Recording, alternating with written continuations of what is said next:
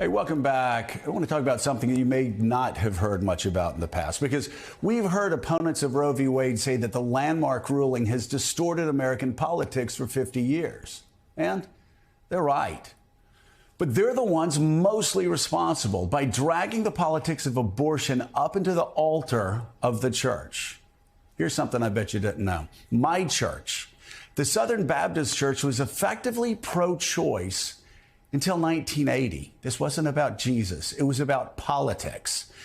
That was the rise of the moral majority in 1980, bringing abortion politics into the pews of Republican-leaning churches. Now, the Catholic Church, mind you, has focused on abortion a bit longer. But how disconcerting that religious leaders in that church would deny communion to faithful members of their congregation over a political issue that Jesus never once mentioned in the Gospels, despite the fact that abortion was both a political and philosophical issue in ancient Greece and in Rome, and when Jesus was alive. Now, Jesus did address most other things that touch our lives, and he told his disciples in Matthew 25 that we would be welcomed into the kingdom of heaven if we gave water to the thirsty, fed the hungry, clothed the poor, and brought hope to the hopeless. We were to lead with forgiveness and love. So how distressing that a religious leader would bar from communion a congregant who has spent her life supporting politics that focuses really on those truly disadvantaged. Let's bring in now the Speaker of the House, Nancy Pelosi. She joins us now. Madam Speaker, I've known you for at least 3 decades, yes. And we haven't talked about your faith publicly. We certainly have in a lot of private conversations because it means so much to you. The last time was when you were talking about your father, and I said, I bet you wish your father were here to see you. And you said, he is here. He is here. He is with me. I know exactly. My dad's watching and he's in heaven. I'm just curious, what do you say to Catholics who see what's happening to you in San Francisco and wonders why you have an archbishop taking a step like this? Well, good morning, Joe. Thank you. Yes, we do go back a long way when you were a new young member of Congress. What's so sad about it, and as you're speaking, I'm thinking of some of the discussions I've had with other members of Congress over time. And what is important for women to know and families to know, that this is not just about terminating a pregnancy. So these same people are against contraception, family planning, in vitro fertilization. It's a blanket thing, and they use abortion as the front man for it while they try to undo so much. That's what they tried to do in the Affordable Care Act, which didn't have anything about terminating an abortion, a pregnancy. So let's just say that I wonder about death penalty, which I am opposed to. So is the church, but they take no action against people who may not share their view. Thank you for referencing the Gospel of Matthew, which is sort of the agenda of the church that is rejected by many who side with them on terminating a pregnancy. So we just have to be prayerful.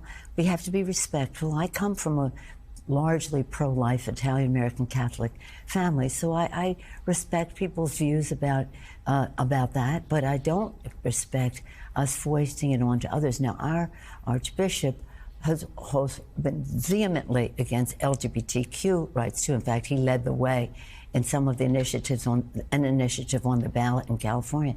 So this decision taking us to privacy and precedent is very dangerous in the lives of so many of the American people. Well, and again, not consistent with the Gospel of Matthew. I'm sorry your religion has been brought into this. Let's turn to the political side of this. And I'm concerned how we preserve all of our rights as women, given the fact that this leaked draft opinion looks to overturn Roe. The Senate passed a piece of the Senate voted on a piece of legislation that looked to expand abortion rights. Was that a productive gesture? What do you think Democrats should do toward the midterms to really campaign clearly on this issue?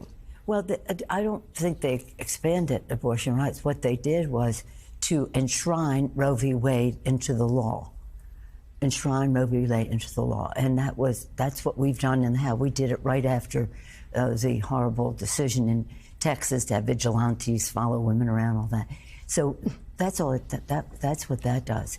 And it was unfortunate that some of the Republicans who claim to be pro-choice, pro the decision. We call it a decision of the woman, of the family, with her God, her doctor, her family, make those decisions.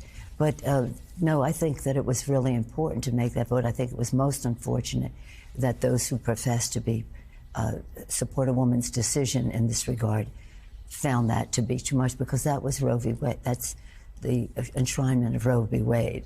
Mm-hmm. So in terms of, to your larger question, women, I think, you've heard me say before, President Lincoln said public sentiment is everything.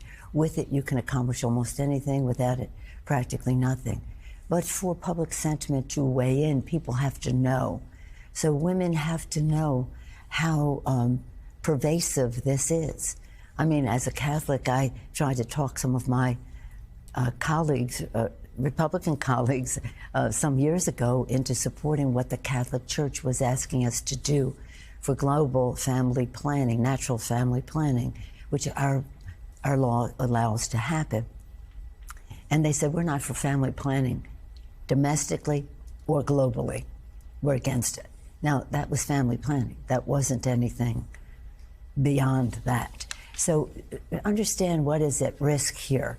And again, I think it's very insulting to women to have their ability to make their own decision hampered by politics.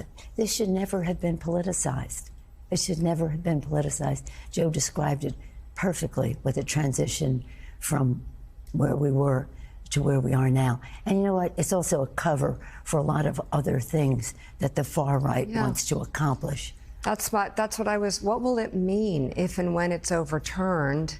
And is this an issue that could galvanize voters on both sides of the aisle? Yes, I think so. We always are running on kitchen table issues. Right. How do people? And there's a lot of them now. Right. And how do people pay for food, for rent, for education, for prescription drugs, and all of that? And I hope we can talk about that. All of us, but we also know that our democracy is at stake. What they're doing to voter suppression, voter suppressing, and also in the nullification of elections.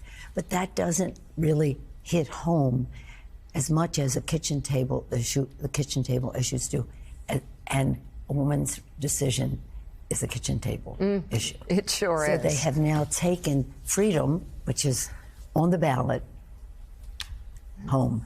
And that will, they tell me that in Georgia, that the women are really... they're galvanizing. Galvanize is the word I thought, but it's even more than that. Okay.